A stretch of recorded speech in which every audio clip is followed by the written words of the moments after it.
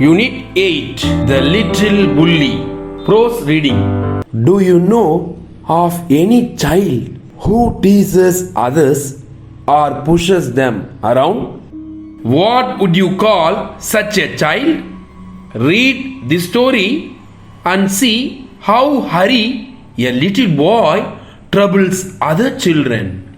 Once upon a time, not so very long ago, there was a small boy called Hari.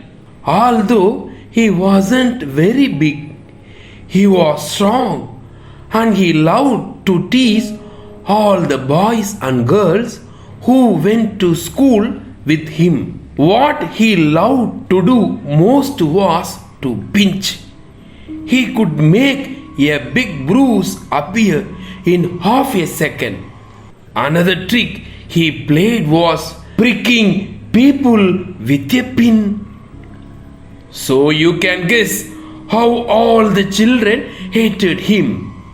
They tried pinching him back, but that was no good because he could always pinch harder.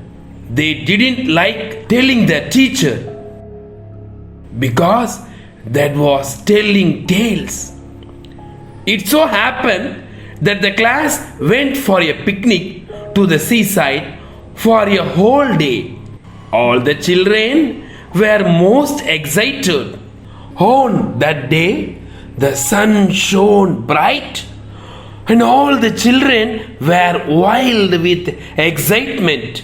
They crowded into the train and sat down, but nobody wanted to sit next to Hari because he always pinched. When they arrived at the seaside, out jumped all the children with a shout of joy. Down to the sands they raced, hand in hand, but nobody took Hari's hand. Nobody went near him. Hari was angry. He went to a sandy corner near a rocky pool and sat down by himself. He took out his lunch and looked at it. It was a good lunch. There were 2 hard boiled eggs, 6 jam sandwiches, 3 pieces of bread and butter, a ginger cake, and a bar of chocolate. He would eat it all by himself. He wouldn't offer anything to anyone. Just as he was beginning on the eggs, he heard a hoarse voice near him. "Good morning. I am so pleased to meet a boy like you." Hari turned around and stared in fright. Whatever do you think he saw? Hari saw a monster crab walking sideways out of the pool. His eyes were on the ends of short stalks and he looked most queer. He held out his front claw to Hari. Hari put out his hand to shake the crab's claw. But to his surprise and anger, the crab opened his pincers and nipped his hand so hard that the little boy yelled. "Ah, here is my good cousin," said the crab pleasantly. And to Hari's horror, he saw a large sandy lobster crawling heavily out of the pool. Before the little boy could stop him, the lobster took his hand in his great pincer-like claws and pinched it so hard that Hari yelled in pain. Then he stared at the pool in surprise. For out came sandy-colored shrimps and prawns, more crabs and another large lobster, and they pricked Hari till he was soon black and blue with their pinching.